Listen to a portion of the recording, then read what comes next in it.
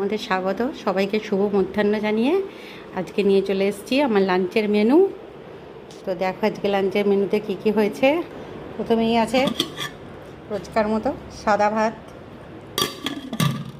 তারপরে এখানে করেছি এই যে পেঁপে দিয়ে জিরে শুকনো লঙ্কা ফোড়ন দিয়েছি, দিয়ে মুগের ডাল করেছি।